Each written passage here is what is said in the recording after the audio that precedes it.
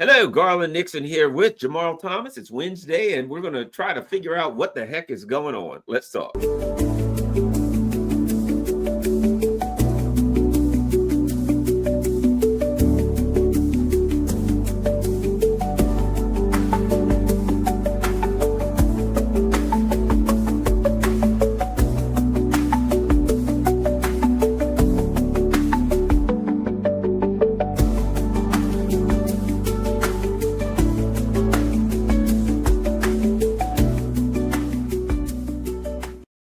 Hello, Garlan Nixon here with Jamarl Thomas, the host of the best darn morning show on the internet every morning. I watch it every morning. It's 7 to 10 a.m. Monday through Friday for the most part. And he's got great guests and they talk about all the latest stuff. So if you want to, every morning, you want to know what the heck is going on and what's being talked about, go to Jamarl Thomas's YouTube show. And of course, if you are a member of my channel, a subscriber or whatever, and you're not on Jamal's channel, you're missing out, and vice versa. Make sure that everybody goes over there. I am just a few minute people away from 80,000. So I'm excited. And you're hitting, did you just hit 50? I just hit 50, blew past it on the way to 52. Woo! So you're rolling, man. I'm moving. It's exciting. It's exciting. All right. It's weird I'm moving because like sometimes I'll start moving and you can tell YouTube shuts you down. You know what I mean? It's like, okay, yeah. Oh no, how did I get 27,000 views and literally lost 5 people? But it is what it is. And then people are like, hey, I got unsubscribed. I'm seeing people in the chat, hey, I was unsubscribed. Nobody sent notifications. I'm like, oh, that sucks. Yeah. You know what it is? Actually, now it's like this. It's a badge of honor. It's like, you know what? You must be doing something right. Speaking of that, let's go right there. So I saw a New York Post article about Witkoff, right? And they're like, he's an idiot, a moron, a bumbling fool. Literally, they called him a bumbling and idiot. Insiders say he's a bumbling idiot and has no business negotiating with Russia and Iran. And I'm like, oh, so they've been talking to Kellogg and WhatsApp. We already know who the insiders are. But I'm like, look, I don't know Witkoff. I got issues with him regarding Israel, what have you. But here's one thing I'll say about Witkoff. At least he lives in the real world. Yeah. Witkoff, I don't care what you say about him. You can have a discussion with people who are like, hey, man, I talked to the Russians and they said they won't take this or they will take this. Not like, let's all get together and offer the Russians something that we know they won't take and pretend they'll take it. Hey, talk to the Iranians. They may yank his chain. He may have to change it when he gets back. But when Witkoff talks with somebody and he comes out and he's like, these people were reasonable. I talked about a deal and they said they'll take a deal. And then, of course, they yank his chain and he's got to walk it back. But for all the Zionist stuff that I could strangle him and everybody else in the Trump administration and everybody else inside the Beltway, it is refreshing, to be frank, to hear someone living at least close to the edge of the realm of reality in Washington, D.C. for a change. Your thoughts on Witkoff? I like Witkoff. Some people may criticize me for that. I like Witkoff. And I don't know him from a hole in the wall, so take me saying I like him with a grain of salt. But look, there's a reason that Trump sidelined his entire State Department, right? Like I don't think people realize how bizarre that is. That is not the way government typically works, where the president comes in, brings all of these people in for the State Department, and then pushes them to the side and says, I'm going to bring in a real estate guy and have him do all of my negotiations. And so Witkoff gets shuffled to Israel, shuffled to Russia, shuffled to Oman, shuffled to Rome, shuffled back to Russia, shuffled back to Oman, shuffled back. And it's like, okay, well, why is this guy who doesn't really have the Washington experience, diplomatic experience, doing all of this stuff? And it's because all of those other people are ideological or ideologues. All of those people have a Washington consensus, which is they're okay with war. They're okay with this American exceptionalism stuff. They're okay with maximalist demands that in no way are going to go nowhere and get you embroiled into wars. Witkoff goes in and says, I'm going to take Trump's point of view to the various items, whether that's to Iran or whether that's to Russia. Now, let's be very clear. that doesn't mean that it's not going to embroil the United States into a war, because at the end of the day, Witkoff is only taking Trump's point of view. Now, the catch becomes, what is in Trump's mind and what is that point of view? If that point of view is, yes, I have all of these neocons and all of these neocons is aching for war, but I'm sending this guy in order to try to prevent a war. Okay, that's one point of view that Trump could have. Another point of view could be, I'm sending Witkoff, and yeah, I'm giving him some level of flexibility, but I have all of these neocons, Zionists, who are aching for a war with Iran, breathing down my neck, in which case I make him increase his demands to something that I know they're not going to accept. Okay, then at that point, Trump is falling into the blob, and Trump is allowing himself to get boxed into a war. A lot of this stuff really does depend on what's Trump's mind, and how effective Witkoff is going to be is really going to depend upon what's in Trump's mind, because Donald Trump is effectively sending Witkoff as his envoy. If you send Rubio, you're going to end up in a war. If you send Rubio to Russia, you're not going to get anything. And so that's what you're effectively left with. What's in Trump's mind is what Witkoff is effectively taking with him. And that could be to the benefit or to the negative. My point is, he is a realist. You can have a conversation with him. He will come back and bring you back the real information about what these people are saying of, they're not going to accept this. This is what they want. And Trump can make a determination in a way that he may not be able to do with somebody that he doesn't fundamentally trust, like Rubio, or like what's the other guy's name? It's not Waltz. Waltz or Kellogg. Yeah, Kellogg. Thank you. Like, these are people who have ideological distinctions that you may not be able to trust to carry your message, and for that matter, bring back a message in a correct way, in the way that Trump, I would imagine, believed he was screwed over by the people that were around him in his first term. So whatever, issues I may have with his politics, with his whatever hell he was doing as a real estate guy, with his take on Israel, all of these things are probably going to be problematic. But from the standpoint of who is less likely to get you embroiled into a war, yeah, I'll take Witkoff over many of these people. Again, that doesn't mean that we're not going to end up in a war. It doesn't mean that Donald Trump is gaming the system in the way that preparing some kind of attack on Iran. It doesn't mean that he's going to get a deal with Russia, especially the nonsense proposal that he sent to Putin.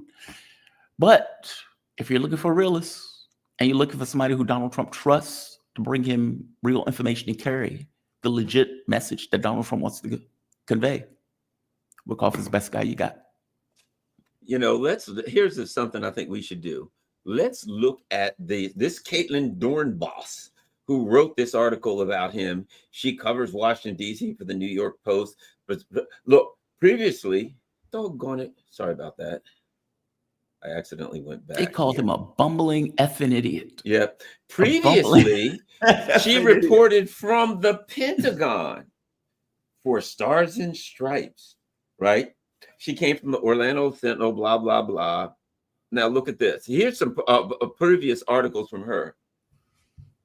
Let's see. Russia audaciously demands Ukraine be demilitarized, give up territory as Putin refuses Trump's push for peace. Right? Zelensky says Trump pushed unacceptable Crimea plan. Zelensky tells Ben Shapiro he wishes Trump would realize Russia is the aggressor. Right?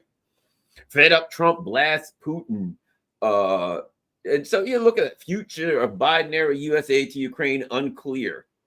Oh, I'm sorry. It's not unclear. It's not going to keep going. That's going to stop. That's not unclear at all. That's very clear. Yeah. So if you look, it's obvious one thing, and that is she's a neocon. She was with Stars and Stripes before. She's just a person there who to be the pro-war person and to give. What's interesting? They could find 1,000 people in Washington, D.C. to do that.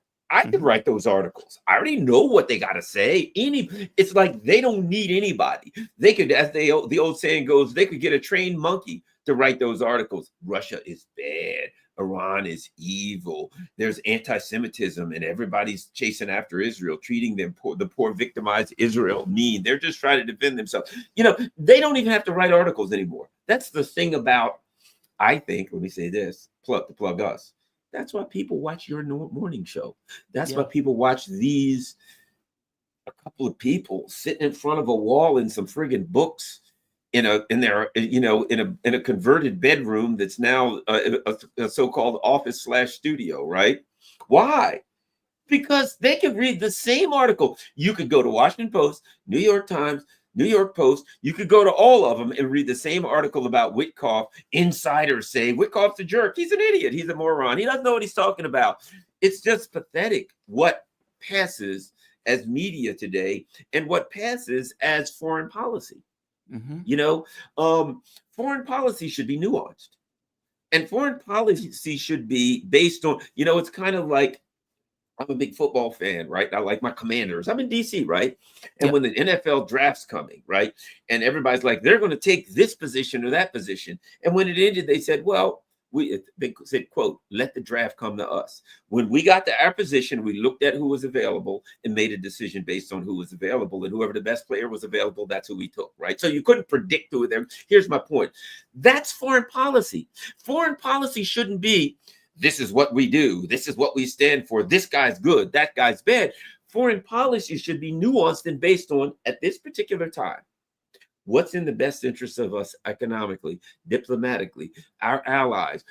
Take all the information together and come up with a coherent foreign policy that you can look at it and say, this is most advantageous to us. Not Israel wants you to attack Iran. We've got a bunch of people here who want to, if you really think about that, we're sitting in a country where people are really literally saying we should attack that country over there. That's fascism. Isn't that what Germany did? Yes. Who should we attack first? Poland. No, I think we should attack France first. You know what I'm saying? That's fascist. The fact that you're in a country and your government is contemplating who to attack. Well, perhaps we should attack China. We're going to have war with them. Got to be prepared for war with China. No, we're at war with the Houthis. So I think we should bomb them more and we should attack the China. And it's like, people don't have health insurance.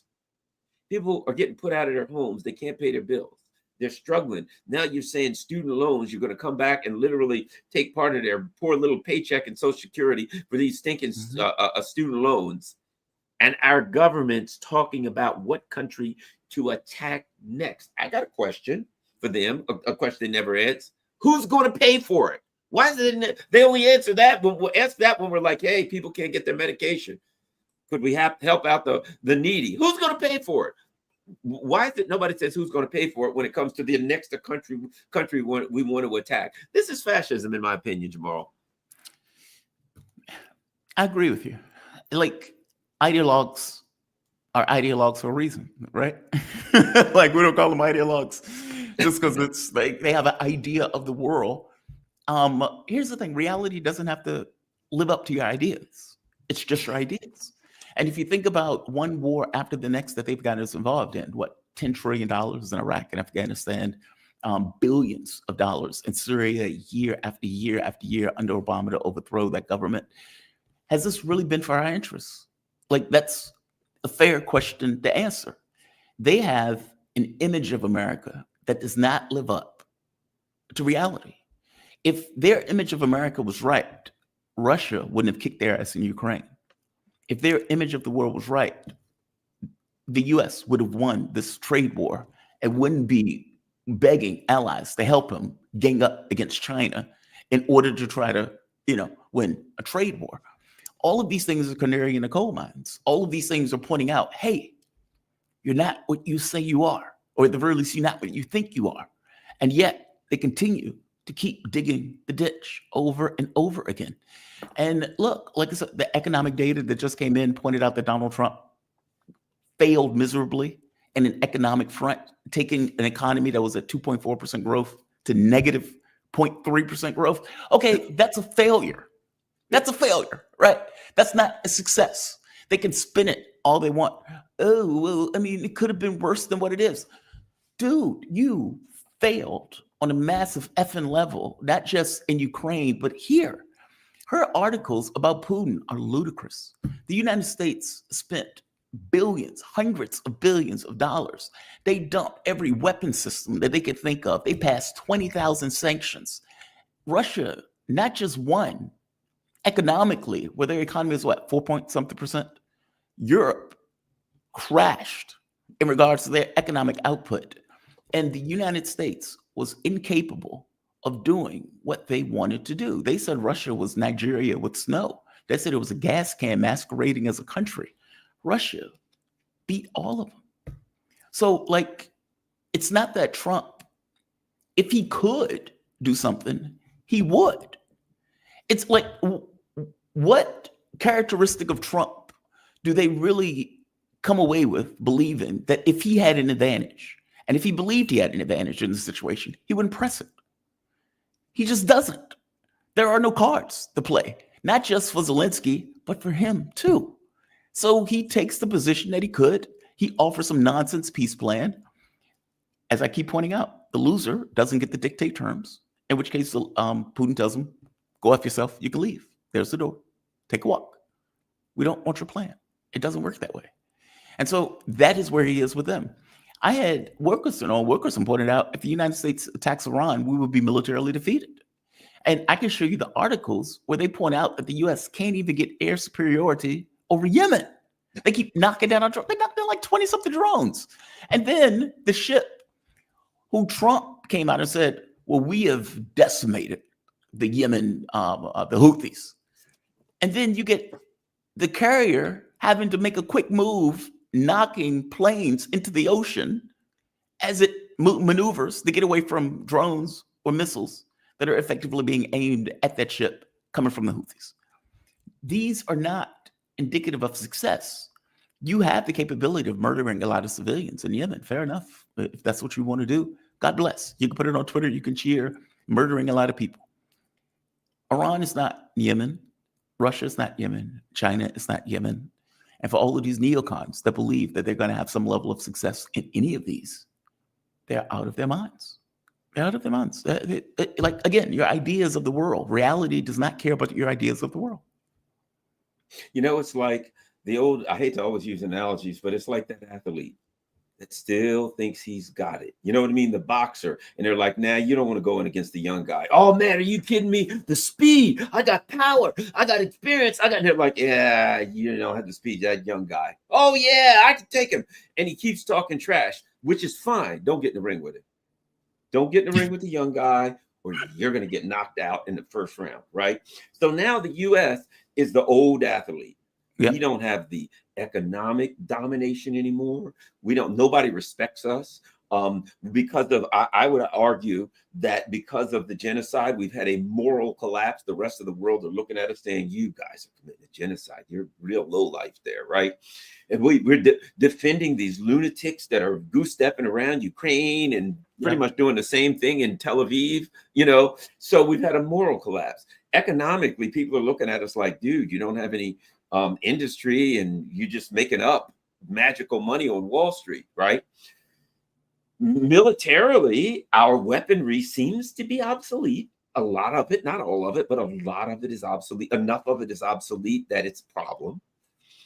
But we're still walking around like we're dominated. You better do what we're doing. We're doing it to China. China, you better do what we're doing. We say economically, you don't want to get in an economic war with China right now.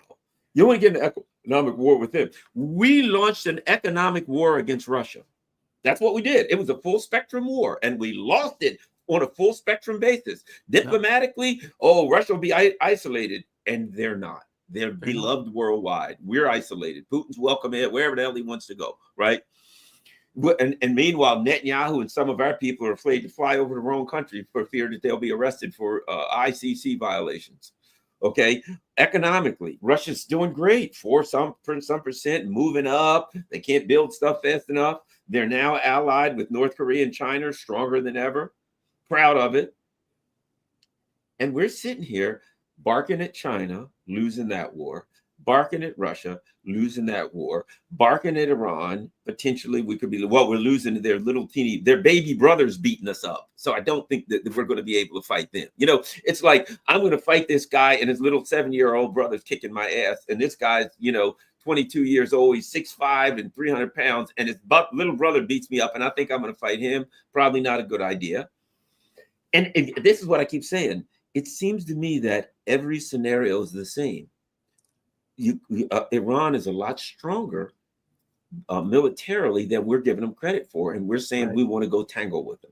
Right. Russia is considerably stronger diplomatically and militarily and economically. We got no cards to play with Russia. We've already lost that war. Right. China, we can very well go to China and fight them, set 6,000 miles from home, the largest navy in the world, and we're going to take them on. Probably not a good idea. It's like every one of all we do is sell wolf tickets. Well, Russia, we may have to throw in all kinds of sanctions. This is Trump. We'll have to smother you with sanctions. And Russia's like, yeah, right. What are you going to do? And now it looks like to me that, like, whether it's Russia or China or Iran, at some point, they're all just going to go, look, we've talked and talked and talked. We've had enough. Whatever you're going to do, you're going to do it. If you're going to attack us, attack us. If you're not, shut up and go home. What are you going to do? So at some point, they're going to punch our ticket. And some point, one of these three, and China's already doing it, might I add, Iran might. What are we going to do? If Iran says, look, we've tried talking to you all. You don't want to talk. We ain't talking to you no more. If you're going to attack us, do it. Do it. If you're going to attack us, it's illegal. You can't do it. They go to the UNSC and say they're threatening to attack us. That's a violation of international law. But if they attack us, we're going to kick their ass in a bad way. We warned you. Don't do it. Then what do? Your thoughts? No, you're right. I'm sorry. I was responding to somebody in the chat. It was there's no way there was a 2.7% contraction.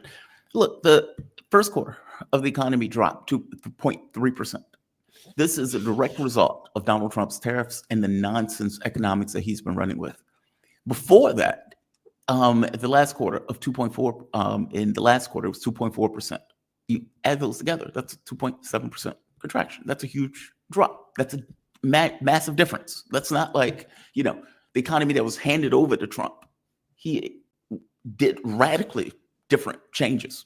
I mean, nobody told him to have a tariff war. And, for him to say, well, prices aren't going to go up, then why is he freaking out in the press room when they point out, hey, Amazon is going to put a ticker beside each item to show how much it went up because of your tariffs? And he flips out, contacts Jeff Bezos. I can't believe you're going to do that. That's a political attack. Dude, the company is pointing out, this is not the price that we want. This is the price. This is the result of Donald Trump. And what, Temu apparently did that. Other companies should do that. I think Walmart should do that. All of the companies should do that. They should point out, this is the difference in price because of the tariffs that Donald Trump is putting on. If you're trying to import something, oh my God, like, this is killing the imports. This is killing. Like, I guess my point is very basic. This is not something that is A, sustainable, that B, if Trump is waiting for a phone call from China, he's never going to get it. They have decided that from their point of view, it is necessary to win this. They don't care what else happens. It is necessary to win it. In their mind, if you give in to this, then you can give in to pretty much anything. If the bully takes $1 and you give him $1, next week he's going to ask for $3. He's already shown that you're willing to bend and break because of threats and whatnot. And China's looking at it as, dude, you are not the boss of us in this way. And they've even made a pitch to the rest of the world saying, don't be wimps. Stand up to this. We should work together to push back on what the U.S. is effectively doing. Think of 5% of the globe telling the rest of the globe, we're going to, change the economic order all on our own. And this is after changing the economic order the first time around into globalization, making the argument that China is stealing your jobs. Newsflash, China's not stealing your jobs. The oligarchs stole all of your money. And you need to be able to say the oligarchs stole our money. You realize that many of these people and many of these companies made the choice of saying, we're going to move labor. We're going to fire labor in the United States. We're going to send it to China, to the Philippines, to Mexico, wherever that we can send it, where we can effectively pay people less. So instead of paying you $20 an hour, we're going to pay that guy $5 an hour, and we're going to take all the profits for ourselves. Now, they could have shared the wealth, They didn't share the wealth. That is not the way the capitalistic system works. In their mind, this was great capitalistic imperative for us to maximize our cash. We did that. We bought boats, we bought yachts, we bought houses, we bought all of these things. And then 50 years later, when the country is like, hey, look at all the stuff that China's building. Look at all of the roads. Look at the high-speed rail. Look at all of the stuff. They're taking our money to do it. And instead of pointing and saying, well, what did we do with that money? Well, we decided to put it into the pockets of very few people who decided to keep it and buy a bunch of stuff. So you can't look at China and say, oh my God, you're taking our stuff. No, you look at the oligarchs that got massively rich at shipping your jobs overseas, and you say, you are the ones that effectively benefited at everybody else's expense. Now, that is a systemic issue. You can argue it's not even their fault. Everything in this country, in the way that we operate our economic system, tells them to do exactly what they did. And they're rewarded for doing just that. That is a systemic issue that China effectively did something different. They paid for roads. They paid for bridges. They paid for, underground railroads and high-speed rail and sending ships into space and to the moon and all of this other stuff. That's what they use. That money that they generated for. We decided to do something else. China didn't steal anything. And yet, for whatever reason, not being able to call a spade, because that would impugn the system that allowed them to do exactly what they just did, we blame China. It's astonishing. Like, the media has this weird American lens that they add to every story that they look at, that tweaks the story in a way that cannot blame the U.S. for any fucking thing that it does. It's astonishing. It's aggravating, right? It's like when you're looking at media and you see a story, it's like Putin is not accepting Trump's demands because Trump demands are stupid. He lost the war and they can't accept the fact that he lost the war. So instead of acknowledging, hey, we lost the war in Ukraine, maybe NATO is not what they said it is. They don't say Putin doesn't accept Donald Trump's demands. It's insane. Well, how Jamal, about this? how increased prices reduces the GDP? You can't. Oh, okay, I'm sorry. Well, how about this? Something just came out where this so-called coalition of the willing, France and Germany, and they're ready to put together troops. Now, we already know that a lot of that was a bluff. The UK have pretty much come out and said we can't do it, but they're going to put together this coalition of the willing to go, and they're going to stand up to Putin in Ukraine, and they're going to give him a thing or two. They're going to put him in his place, right? They come up with 25,000 troops. Well, they say they can't come up. They can't come up with 25,000. Right. Might I add? Do you know the size of the New York City Police Department? 25,000 officers. Really? Yeah, there's 12 million people in that city, right? But here's my point. They can't come up with the New York City Police Department. Between France and Germany, all of these, they can't come up with it. It would the Russians would face a far more powerful foe if you just took a bunch of donut-eating guys with their bellies hanging out. I'm being facetious. A bunch of donut-eating guys from the New York City Police Department with their 6-shooters and sent them to Lvov or wherever the hell. They would be far more, far better fighters and could get there far quicker, might I add, than what France and the UK could come up with. Here's the thing. And but when they start negotiating, we don't have to listen to Russia. We're not going to take that. Oh, no, we're not going to accept it. Putin does not get a say in that. We're going to give Putin this ultimatum, and he better take it or else, right? And it's like me standing there in a ring with Mike Tyson saying, you better take this offer or not. The only thing I'm going to get is knocked out. In fact, I can't even get in the ring. I'm standing outside the ring threatening to get in the ring. Yeah, Mike, if you don't do what I tell you, I'm going to get in the ring. Knowing I ain't getting in that ring, knowing I can't get in the ring. I got a big back. I'm old. Forget that. And he's like, but dude, you can't even, you need a step ladder. You can't climb in on your own. You got a bad back. You need like a cane and a step ladder to get up on the ring. Granted, I'm being facetious, but you get my point. Yeah. It's not an option. And they're like, to watch these people. Meanwhile, might I ask, oh, we're going to go after you. You have to cheat your own people and lock up the opposition, or you couldn't even keep power in your own country. Right. That's falling apart, far worse than the United States. And the rest of the world are looking at him and they're like, I know the Russians have to be scratching their heads saying these people are complete lunatics. And again, at some point, the rubber meets the road. At some point, like, oh, we're negotiating back and forth. Putin's got to take that. Putin's got to take this. The Iranians got to take this. I think at some point, don't we get to a point where the Iranians just say, you guys can't get your act together? Because here's the deal. Let me say this, and this is important.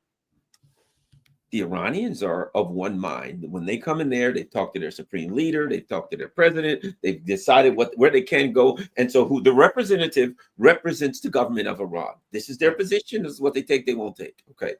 When you listen to Sergei Lavrov says, look, I can tell you this or this, but the president makes the final decisions. And this is what we've said. This is what we're standing by. There's a concrete, this is what our government's position is. We've got a boss, he's the final say, and he's told us this is what our position is. So there's a unity coming in there. The Chinese, there's a unity. Hey, look, Wang Yi today, quote Wang Yi, the United States has long benefited immensely from free trade, but now they're using tariffs as leverage to impose sky-high prices on other countries. If we silently make compromises and concessions, the bully, having gained an inch, will take 3 miles. But here's the bottom line. He ain't saying that on his own. The Chinese have met, they've made a decision, and boom, you can agree with it or disagree with it. They have a unified position. Trump goes in here, if he says he's sending, I'll put it like this. You're not going to see a bunch of articles in Chinese papers saying, what are we sending Wang Yi for? He's a bumbling effing idiot. You're not going to see that about whoever the Iranians said. That's not going to happen. They've decided this is critical to us. This is where we're going. Meanwhile, here, what do we have? How can Trump get a deal with somebody in another country when he can't even get a deal with the people in his own cabinet? He can't even get a deal with the people in his own party on Capitol Hill. He can't even get a deal with the people in his own government. He's at war with the people in the CIA. You see what I'm saying? So you have people who are unified. They stand strong. Agree or like it or don't, it don't matter. They got their position. Here, you got a bunch of people stumbling around, fighting and arguing with each other. And even if Trump at some point says, Putin says, all right, I can give you this deal with Iran. And I'll give you this deal on Ukraine. And if Trump says, you know what, I like those deals, and that would make me look good, and that'd get us the hell out of all of this crap, I'll take him. He couldn't get him through back home. He couldn't get him through, even if he wanted to. See, that's the difference. The U.S. can't advance anywhere because it is a nation that and a government that's divided, and it's at war with itself. Yeah, he wouldn't be able to get it through Congress. I mean, like, if Putin said, I want a legally binding deal, which is what they're saying, right? It has to be legally binding. We're not doing this nonsense of minutes 1 and 2 again. This has to be a legally binding agreement. And didn't not to interrupt you, but real quick, and didn't the Iranians say, we're willing to do something with you, but you got to drop sanctions? And the United States just added sanctions today or yesterday on Iran. They just literally added sanctions. It's like the people in the U.S. said, hey, they're negotiating with Iran. We got to screw this up. Let's add some more sanctions. But that's what I mean. You have many people in the U.S. that wants to screw it up. They want that war, regardless of what Trump wants. You know, that's what I mean. That's what I'm saying. I don't know if I entirely trust this process that is taking place with Iran in regards to negotiations. And it's worse than, as bad as you put it, it's worse than that. We can't even control our proxy.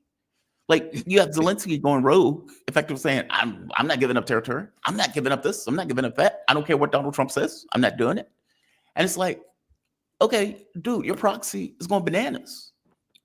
You know, don't bite the hand that feed you, you know, and that's it. It puts me in mind of Dead Presidents, where the pimp comes in, the pimp knocks the guy down the stairs, and he gets on, puts a gun in his mouth, and said, don't bite the hand that feed you, N-word. That's what it puts you in mind of, right? He can't even get his own proxy on board. How do you expect to get the people who actually won on board for a particular deal? You can't even get Europe on board, who are supposed to be ostensibly your vassals. Like, you can't get any of these people on board for this kind of agreement. When Trump put out his deal, Europe puts out their own deal. No security. They put in security guarantees, no recognition of Crimea, no recognition of the even de jure of the 4 different provinces. Like, None of this is working out. All of this has turned out to be just failures across the board. So you're absolutely right. And, how do you get a legally binding agreement through a Congress of Democrats who are howler monkeys who still want war, and many in the Republican Party who in no way believe that you should make a deal at all? And all of these people on some level are delusional because, as you point out, the rubber will meet the road. Reality will assert itself and the Ukrainian military will collapse. It will. There's a reason Zelensky's out there begging at the height of his lungs for a ceasefire, because he knows this is getting worse. We've just lost 70,000 people in Kursk. The Russians are going into Sumy. At some point, they're going to go into Sumy and say, hey, let's hold a referendum. Hey, Sumy, would you like to join the Russian Federation? And they're going to say yes. And they're going to say, okay, we're going to now put this through the Russian parliament. The Russian parliament is going to make an agreement. The Duma is going to say, this is now part of the Russian Federation. And once again, the Constitution of Russia will be augmented to include another territory that will be part of Russia. Meaning it will go to 4, to 5, 6, 7, to 8. Let them keep going. They will collapse. The Ukrainian military does not have an infinite supply of manpower. They're already dragging in women. There are accounts of people who are disabilities on the lines. Like, this is not a sustainable process. They're going into the 18-year-olds, offering them nonsense deals that they know that they would never be able to fulfill because those people are probably going to die within the first week or two. Like, this is not sustainable. And yet, Zelensky doesn't seem to accept reality. I keep saying delusion is a beautiful place. It's a beautiful place. The clouds are beautiful. The sun is up. It's a beautiful place. And that seems to be where a lot of these people are existing in. And when the military collapses, then what? Then what, right? And I think that's what Trump knows. I mean, that's what Trump implicitly is acknowledging Russia won. When he says Russia's going to take it all, what does he mean by that? What does he mean by that? He says you're going to lose your whole country. You are going to lose your entire country. When Rubio comes out and says it's a proxy war, okay, fair enough. Ukraine is our proxy. And then Trump comes out and says, you're going to lose your entire country. Okay, well, what does that mean? That means we lost the proxy war. Like, I don't know if Trump realizes that, but that is effectively what he's implicitly acknowledging when he says that. And so I would imagine he knows, he sees reports. This looks bad. They're going to collapse. You have no cards. We got to make a deal. We got to make a deal fast. We got to do something. It's just, he doesn't seem to get it from the Russian perspective, that from them, this is existential, where you have 80% of the population that agrees with Putin on this. And keep in mind, before this war took place, there was divisions in Russia over the issue of Putin. Not now. They may have been before. On this issue, they are solidified and they're unified on this notion of they have unleashed this beast that we beat back in the 40s in order to try to take down our country.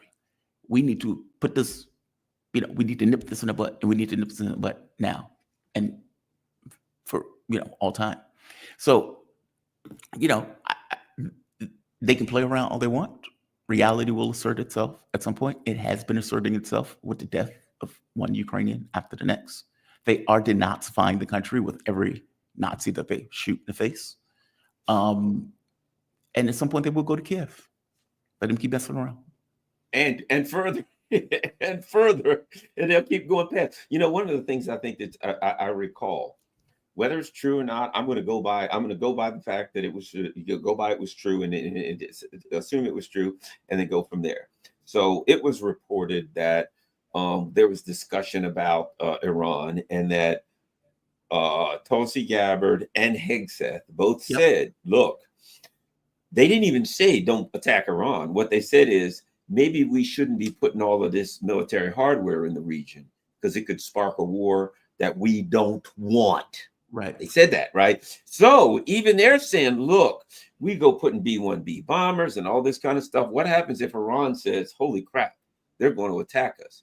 we can't wait. Because as you know, with self-defense and martial arts, there's two schools of thought. One is you wait for a person to, and if they attack you, then you counterattack. The other one is if you realize there ain't no way to get out of a fight, you strike first. Yeah. Reserved, like a person that puts their hands out. Hey, man, I don't want no trouble. I don't want no trouble.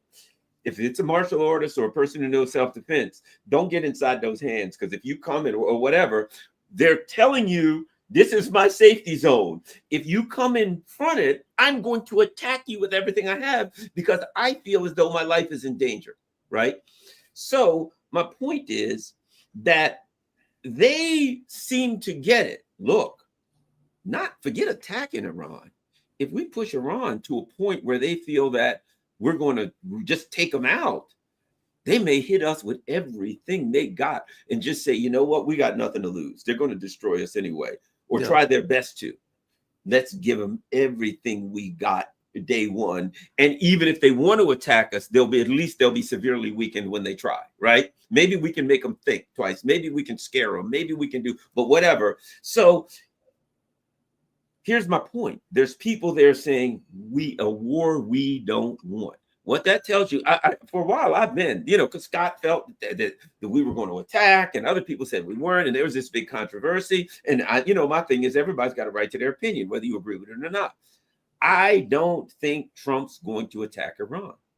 I don't think he wants to. I think there's people around him. Hegseth is a military guy. Mm-hmm.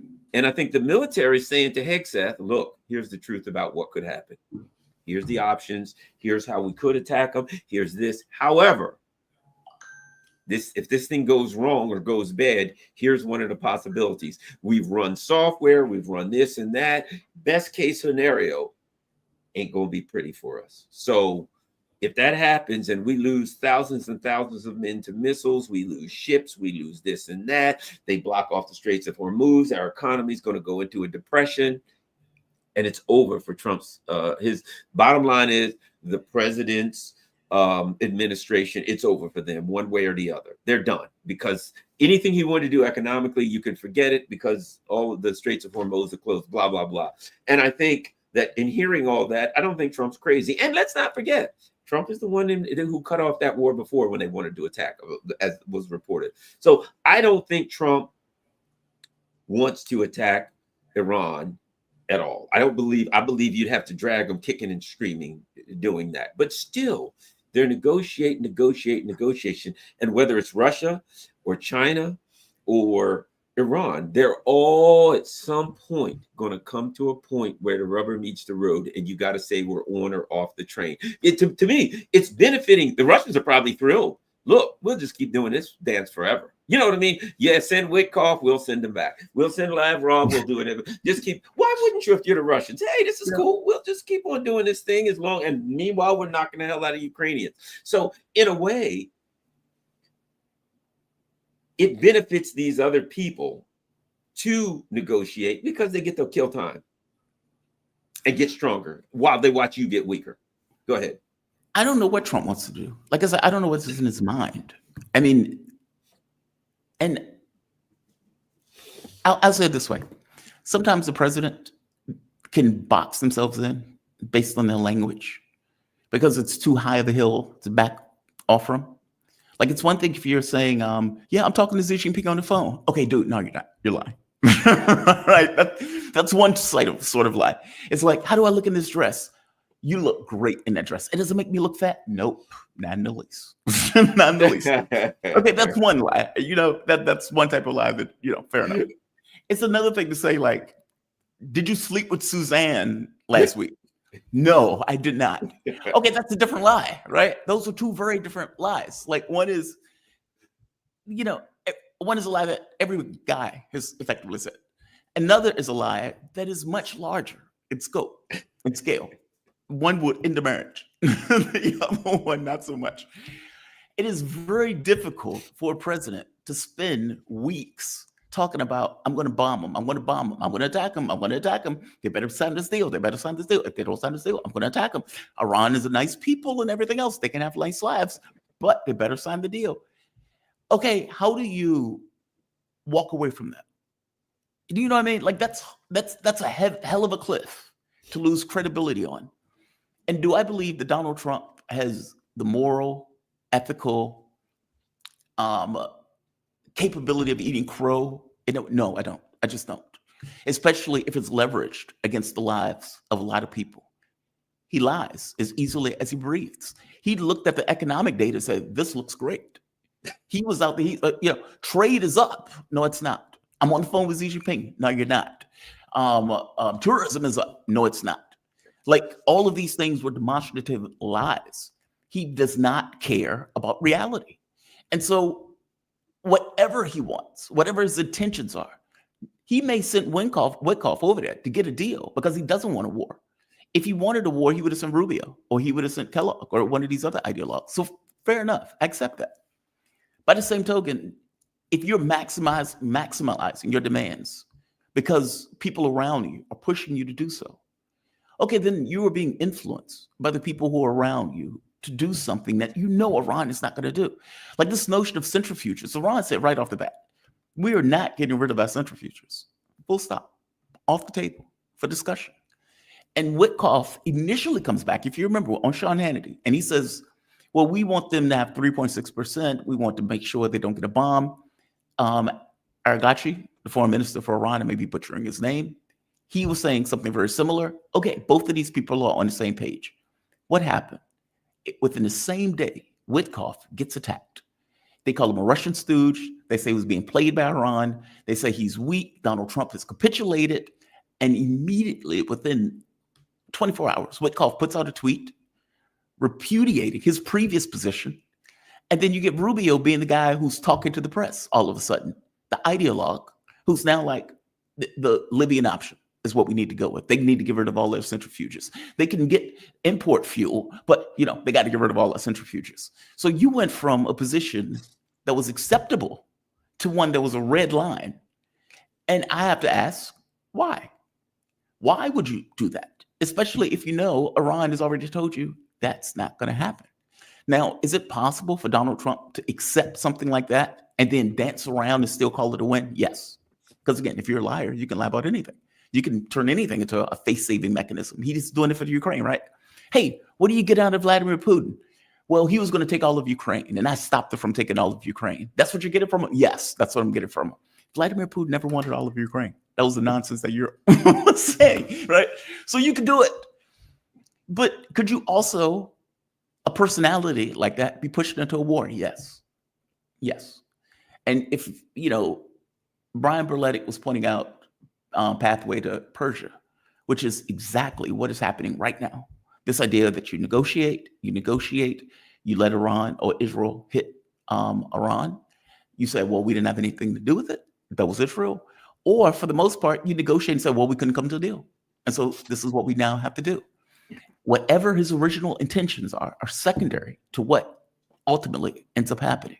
So yeah, I have concerns. I've seen Iraq get attacked. I've seen Afghanistan get attacked. I've seen Libya get destroyed. For God's sake, they were selling slaves in Libya. The richest country in Africa ends up to a point where they're selling black slaves for less than you can get a car.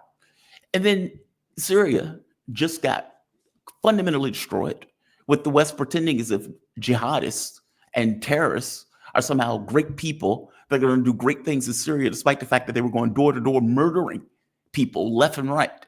So with Iran being the last guy standing, and with all of these Zionists into the Trump administration, do I have positive feelings about outcomes? No. Is it possible that Witkoff is there to get a deal? Yes. Meaning it is possible that you're right, that Trump's instincts are, this is a big bag for me to hold. If this goes bad, if this goes sour, like if this goes bad, the world economy is going to tank. The U.S. economy is going to tank. My presidency is toast. And I am left holding the bag for a war that I didn't necessarily want, that was radically unpredictable in regards to its outcome, in regards to what could happen. And what if we are defeated? Like even that has to be on his mind in regards to the intelligence that Tulsi Gabbard gave him, that gave Hegseth that point of view of like, hey, this looks like a bad idea. So I don't know. It depends on what's in Trump's mind. I don't know what is in his mind, which is what I'm stuck with. I don't know if that number is 75, 25 or 51, 49. I have no idea. You could be right. And God knows, from your mouth to God's ears. I hope you're right. Well, here's the thing too, and that is, while they play stupid, they're not as stupid as they play. Right? Here's what I mean. I don't know. So now they're saying, well, Israel strike Iran. Well, we don't have to guess how that'll work out because Israel tried to strike Iran. Right. Remember last time Iran plopped some missiles into Israel, and Israel said, and all the reporting said Israel had 100 planes, and they got with like 100 kilometers of the Iranian border, and they were all locked on by air defense, and they had to just like throw some missiles at them and get the hell out of there while they still could, right? And pretty much, I saw videos, you probably did. The missiles got shot down for the most part. Yeah. So what are they going to do? Send 200 planes this time? We already know. I think Israel to some point is bluffing. Yes, we'll go in and strike them on our own. And Iran's like, well, you tried that once. Didn't work out so well, did it, buddy? Right? What you going to do? And might I add, here's what we know. The Russians have been significantly hardening Iran. Yes. I watched a video. And it was from the Iranian military, the IRGC, and it said, now I couldn't read a lot of it because it was Farsi, but some of it wasn't.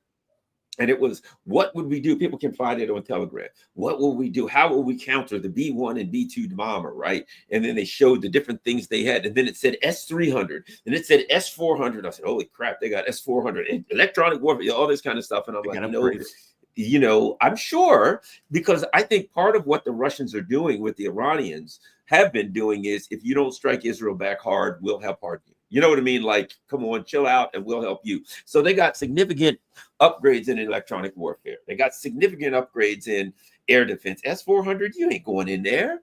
You send planes in there, they're shot down. You know what I mean? So that's the other thing I keep saying. What happens if you say, I'm going to hit them? Your missiles come in, your planes get in, and they knock the hell out. You know what I mean? It's a failed attack. See, the worst possible thing for the U.S. would be to say, okay, we're going to attack Iran. And they send in planes, and they're getting shot down, and they got to turn. Missiles fired, they're getting intercepted left and right because they got a significant air defense system, electronic warfare, and it's being significantly upgraded by the Russians, right? And they got pretty good indigenous stuff on their own. And they've got the data coming from all the Russian early warning systems, the Russian space-based intelligence. They got all that stuff. You come in there, they're going to know when you take off heading in their direction. And what happens if they're shooting your stuff? So they say, that's it, we're attacking. You go and boom, boom, boom, boom. Your stuff gets shot down, everything else, and you go limping the hell back home. And Iranians say, is that all you got? And that is a potential possibility. I'm not saying it's going to happen. Yeah, that's the worst case. Then what do? You think you look bad now. They're losing a war to the Houthis, and everybody in the world knows it. The Houthis are kicking your butt right now. How about this? In the same way that we compared all three of the negotiations, which are going nowhere, and which ultimately, it's like a little kid, right? On a playground, and somebody says, you better do this. And the kid says, you going to make me? Right? And now that's where they are. At some point, they say to the Iranians, well, you better take this deal. And the Iranians say, you going to make me? At some point, well, Russia, you better take this deal. And Russia says, nah, you're going to make me. China, you better do this. You and who else's army? You could, okay, we've negotiated as far as we can. And we can't come to an agreement. What you going to do? Barbecue or mildew, as the kids used to say, right? Where are you? Here's the bottom line. We got an empty hand, and people know it. People know that when it's all said and done, it ain't a good option. What happens? See, let me add this. What happens if you say, I'm going to attack Iran, and you attack them and it flops? Everything you got. Who the hell are you going to threaten from now on? Nobody's scared of you anywhere. And you come over and say, Putin, you better do what he says. And he says, hey, don't make me call the Iranians on you. You know what I mean? Don't make me call the Iranians on you. They done kicked your ass. You want me to call the Iranians? You want some more of them? Don't even come to me. You know what I mean? So they're putting themselves in a position. I'll put it like this. Sometimes the worst thing you can do when somebody calls you out is swing. People think you can fight. Hey, he's a tough guy. Yeah. And the guy says, all right. And then you swing and you get your ass kicked. I think that's happened. I think that was Ukraine, frankly. And Yemen. I think Ukraine is a canary in the coal mine. I really do. I think when they look back in 50 years, they're going to say, the axis of the world changed. Oh, Because yeah. NATO, has been around 50 something years, right? And the entirety of NATO was supposed to take on the Soviet Union, the entirety of the Soviet Union, like 20 different states. Soviet Union goes belly up. NATO doesn't go anywhere. And they have been itching for this war for decades. And they get the war that they want. And they lose. And they lose. They don't want to go direct because that's a nuclear war. And so they use a proxy. And they dump all of their weapons, all of their money, all of their intelligence, satellite imagery, all of this stuff. They dump into it and they lose. And so then, when you're looking at other countries and then you turn to look at China and you have an economic war with China and you lose. And now you're looking at Iran. It's like you're moving around the geography of places that you can lose with. I mean, even Afghanistan, it might have taken 20 years, but the Taliban is taking back Afghanistan. And so you're looking at Iran now, you're thinking, okay, now we have an easy mark. I don't think you have an easy mark. And whatever intelligence that they gave made it clear this is not an easy mark in the way that you think it is. This is not an isolated country in the way it was the first time Trump was in office. As you pointed out, the Russians has been hardening Iran. They have security agreements, maybe not necessarily like North Korea, where we will come to your aid in essence, but they'll come to their aid. Maybe not militarily, but definitely here's an S-400, here's an S-300, here's intelligence, here's weaponry, here's this, meaning they're not going to allow someone that they consider to be an ally go belly up in the Middle East in the way that I think Syria went belly up. I think these are different countries, and I think they have different capabilities. I don't see it. I just think it's a horrible option. Would he take a horrible option is the question. Right. That's the catch, right? That's political suicide too. Any way you do it's political suicide because they're going to close down the Straits of Hormuz. You got economic suicide, and if you go in there and they kick your ass, or they even stand toe to toe with you, but you're coming to their home. This is an expeditionary war. You're going all the way across the planet, and you got sitting ducks everywhere for them to hit with missiles everywhere. You're going 24 hours away to fight a war that a country that's not attacking us, where you are unilaterally attacking. Let's call it what it is, right? Like the notion that Iran, a sovereign country, can't develop nuclear weapons is nonsense. Israel has nukes. And you are doing this at the behest of a genocidal fascist regime that is an open-air ghetto on one end and is effectively has an apartheid state on the other. And they've been invading country after country after country with an unacknowledged nuclear program. Call it what it is. And so it's like, but Iran is the problem. Get out of here. Well, just get out of here with that nonsense. And if I go, and I know the Russians don't want Iran to have nuclear weapons, mainly because then Saudi Arabia is going to get them, then the UAE. Right. I understand that, and I'm good with that. Here's the problem. I'm perfectly fine with saying, look, it's not you, Iran. Do you have a right to? Yes, but we don't want this nuclear proliferation thing going on. It's going to be real problem. I'm good with that. Here's the thing. I don't know what the hell they're talking about. The United States intelligence assessment said Iran is not trying to weaponize their. I mean, you got to go to that. By the way, you are negotiating just a month, 2 months ago. So under Trump, your own intelligence agency says you're good. Don't worry about it. They're not trying to weaponize their nuclear system. It's purely it's civilian and blah blah blah. And then you say we've got to stop them from getting a nuclear weapon. What part of the guy standing next to you that just said they ain't trying to get a nuclear weapon? The truth is this: we don't even have to have the discussion about whether Iran needs to get a nuclear weapon. That shouldn't even be part of the discussion. In fact, when Witkoff or whoever sits down, he should say, let's talk about the nuclear weapon. And they should say, oh, by the way, I brought you a copy of your intelligence assessment. See right there, paragraph 6A, blah, blah, blah. What is it? Read that to me, would you, buddy? It's not about That's yours. Read that to me. What does that say? It says that Iran's not trying. Well, a little louder. I can't hear you. It says you're not trying. Well, what the hell are you asking me this question for? You need to go back and talk to your intelligence. That's the other part of it. Yeah. You're going to say that despite the fact that my own intelligence agency just told me they ain't trying to get a nuke, I'm going to pretend that I didn't read that and the whole world doesn't know that and go attack them. Why? To stop them from getting a nuke that my intelligence agency said they're not trying to get. And here's the thing, and nobody in the United States media goes, gee, perhaps we should bring that up when we interview somebody from the Trump administration. Perhaps. I mean, that is the most obvious, the most important, the most critical piece of data in this whole conversation, as far as I'm concerned. Because what does it do? You don't have an argument for attacking someone, period. Right. But you don't have an argument that we have to stop them from getting a nuke. You got an argument with the CIA and NSA. That's who your argument's with. Go argue with the NSA and CIA. They're the ones that came up with that. But don't argue with me about whether or not I'm going to get a nuke when your own people say you're not going to get one. That's the thing part about it that kills me. Yeah, it's not about nukes any more than it was with Iraq. You know, it's the same argument, right? There are weapons of mass destruction in Iraq. We've done this before. We've seen this before. This is not something that's, but see, for me, I'm one of those people that typically believe this stuff is just about power.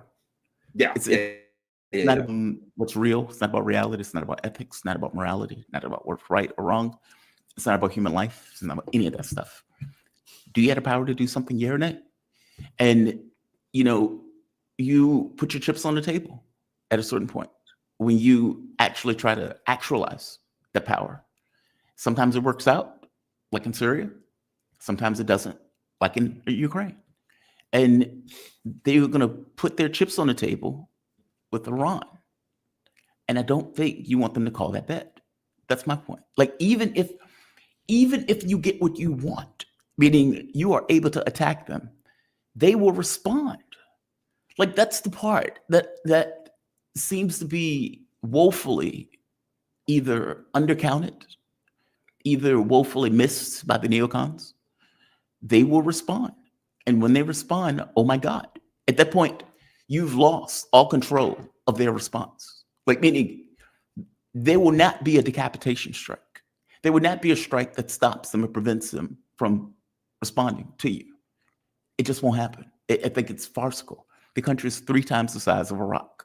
I don't think you're going to get this thing of we're going to decimate the entirety of Iran. I don't buy it. I just don't. And so good luck on that. That's why I don't think they're going to do it. If he is stupid enough to do that, and again, I don't put it past him. There's nothing in me that puts it past him for doing that. I've seen this story before. I've seen us spend $10 trillion in Iraq. And what happened? It went to a dumpster fire almost immediately, where sectarian violence, ISIS coming out of the blue, ISIS taking over part of Syria, Iraq, etc. I mean, have we forgotten this? This was 20 years ago. I mean, it wasn't that long ago where this was effectively taking place. It wasn't that long ago where Bush was making the lie, hey, there are weapons of mass destruction in Iraq. And you would think the media would be super skeptical considering what took place prior. But again, as I keep pointing out, the US media has a jaundiced eye, a jaundiced view, and they have a memory that goes back all of 5 minutes. They are not the brightest people in the world, despite the fact that they act like they're the moral center of the world. And the story and the way that they report it tends to be grossly shifted and grossly tainted. To your point, you would think that every media person would sit down with Trump, would ask him, hey, your own intelligence assessment says it. You're perfectly right. How are you doing this considering your own intelligence assessment says it? How, make this work for us, make this click for us. And they can say, well, they have 60% enrichment. Yeah, we get that.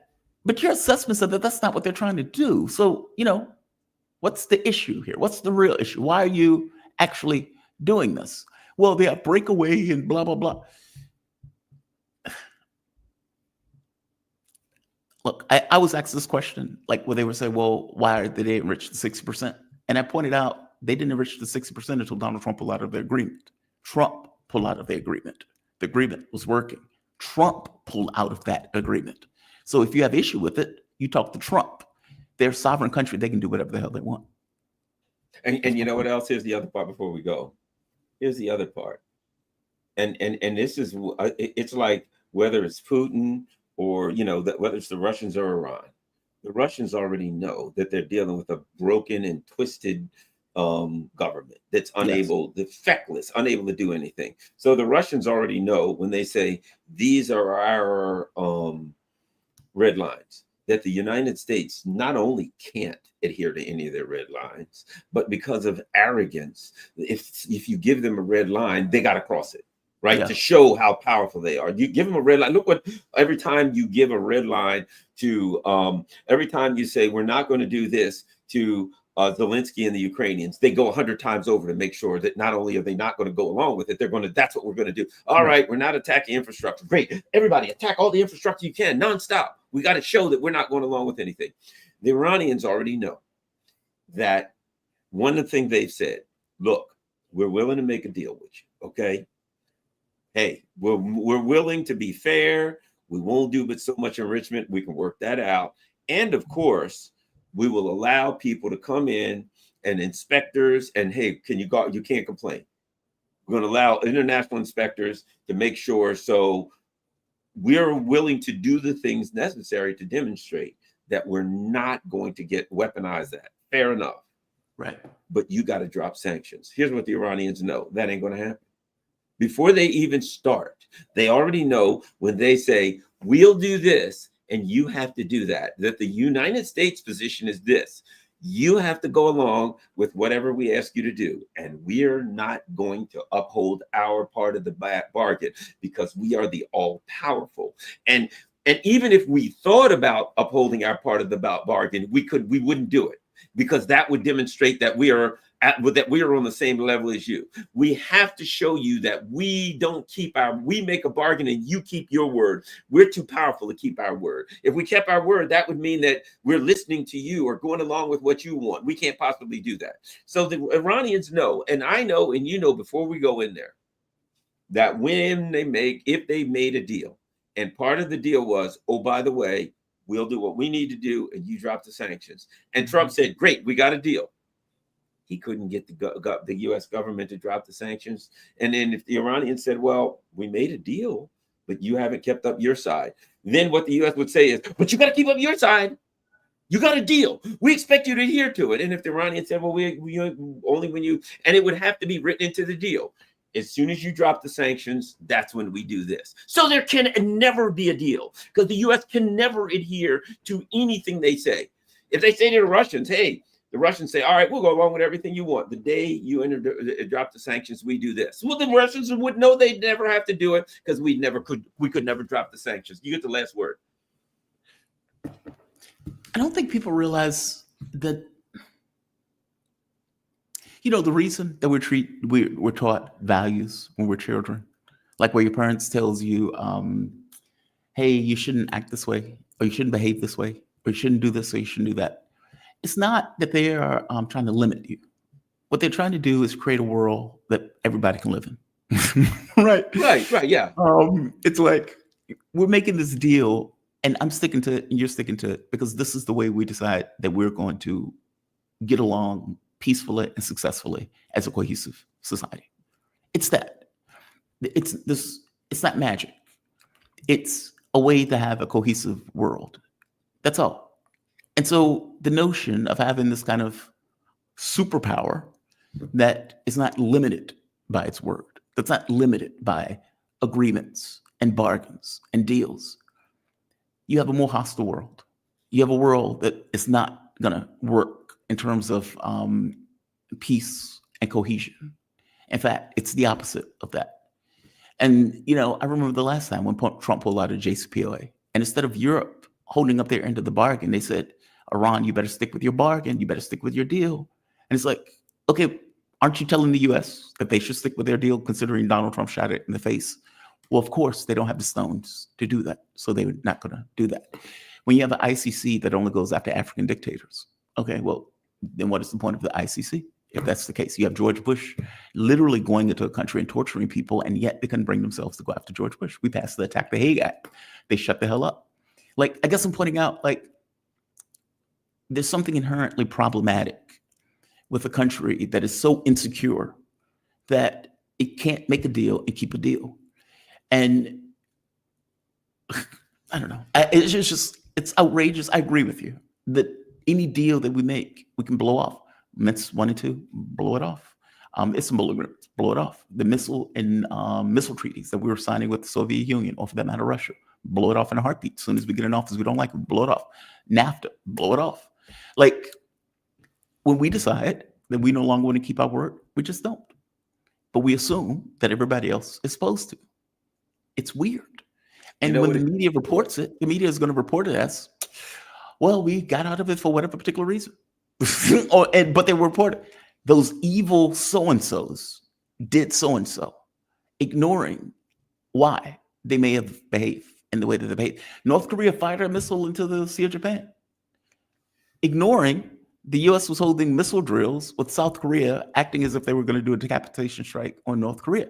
Okay, well, you've left out one of the most important aspects of the story about why their behavior was what their behavior was. Putin is ignoring the demands of Donald Trump. Putin is the one who's preventing a ceasefire.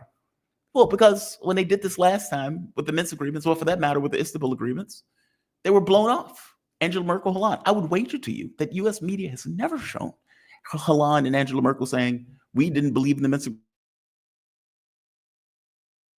Uh-oh. Jamal just froze. Video in that clip. Oh, there you like, go. Back.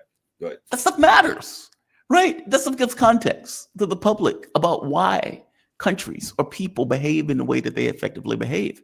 And sure, you may still take this American or European point of view on this stuff, but you should at least give them actual information, contextual information, not with a 2-minute memory that, they come to these jaded conclusions on when they're looking at this stuff. No, I agree with you. It's almost impossible to have a deal with a country that doesn't believe that they need to abide by deals. Right. Agree. Yeah, because effectively where we are now is this. If you got half a brain and you sign a deal with the Americans, or you're talking about a deal, you assume that they have no intention of keeping the deal the second they sign it. Agreed. That would be the assumption. If I'm sitting down there saying, let's make a deal, right? And so it has to be, what my dad used to always call a money in hand deal, Hey, we got a deal for so-and-so, so-and-so. My dad's famous words. Yeah, looks like I'll be needing the money up front. Right. You know what I mean? Looks like I'll be needing the money up front. Oh, I'll pay you. I'll be needing the money up front, right? That's the only deal you can make, a money in hand deal. And so the Iranians or the Russians, they're going to say, okay, Iran, you do this and that, we'll sign. And the Iranians say, sure. Now, we will allow inspectors in as soon as we got confirmation that all the sanctions that you agreed to drop, every last one of them has been dropped. As soon as we got confirmation, we got a deal. We're going to be needing the money up front, though, but got to have the money up front or we can't do business. So we're going to look for the sanctions and everything. And then we're going to go and we're going to sell oil to these, and we're going to do all that. And soon as we've shown that we can do the things that we agreed on, we'll keep our deal. Otherwise, we don't have a deal because you have shown that you can't be trustworthy, but we're good. We just got to have the money up front. That's the deal. And you know what? The United States will never give the money up front. No, you got to do it first. Well, what difference does it make? The last time you dropped out, not me. We got a deal. If you're going to drop the sanctions, I don't even have to say that. The sanctions already dropped, aren't they? They should be dropped when I sign this pen. When I put my pen to paper, they should be dropped. In fact, that's what they'll argue. We sign a deal, provided that when I sign it, the sanctions are dropped. If the sanctions are not dropped when I sign it, it will be considered invalid. And that has to be written into the contract that at any point, if these sanctions are not dropped or if they're reinstated, all parties agree that the deal is no longer valid. And no one can be held to the standards of this deal. As they say in a contract law, in consideration for you dropping the sanctions, we're willing to do this. And the U.S. can't get a deal because they can't they can't pay the money up front. Never. All right. Tell everybody where they can find you and how they can contribute and all that important stuff tomorrow. Jamal Thomas Morning, or Jamal Thomas YouTube channel. I'm running a morning show, 7 a.m. to 10 a.m. PayPal, Patreon. The stuff is at the bottom of the video. I will shout out to Wanda USA, distracting us from focusing on Burkina Faso. Probably, I covered that today, Wanda. Oh, I forgot about that. Yeah, me too. That's huge. I did too with Margaret Kimberly. Huge story. Yeah. Huge story. They're going after. They're definitely going after Sahel states. They hate the fact that the guy, what is it? Ibrahim Traore. He's awesome. Traore. That's it. Thank you. I always butcher his last name. Young brother. He's apparently doing good stuff. And the other gentleman, which is the problem. Literally, they're saying, "Hey, he's spending that money on selling gold and spending money on his own country." Here's what kills me: he's spending money on his own personal security, and I'm like, "You're trying to kill him. He better spend money." They literally said he's spending money on his own personal security, and I'm like, "That's like a bank robber saying, I've got a problem with that bank. They're spending too much money on security guards and locks." Well, I guess someone trying to rob the bank, huh? Oh, Jesus Christ! Louise Brooks and Ebony Knights. Thank you. All right. Thank you. Shout out to all of you. Thank you. All right. Thanks a lot, everybody. Don't forget, Jamarl, every 7 a.m. to 10 a.m. Monday through Friday. He's got a great morning show. And of course, if you don't get a chance to watch that, he does break it up. He gets all the separate interviews out. So you can always go to his channel. If you're a member of this channel, if you're a subscriber to this channel, make sure you go over to Jamarl's channel so you can partake of the good information there and vice versa. Follow me on Rockfin. Follow me on Rumble. Follow me on Telegram and YouTube and all that kind of stuff. If you can afford it, Patreon, buy me a coffee, anything like that. You see all that stuff slipping across the bottom. Thanks a lot.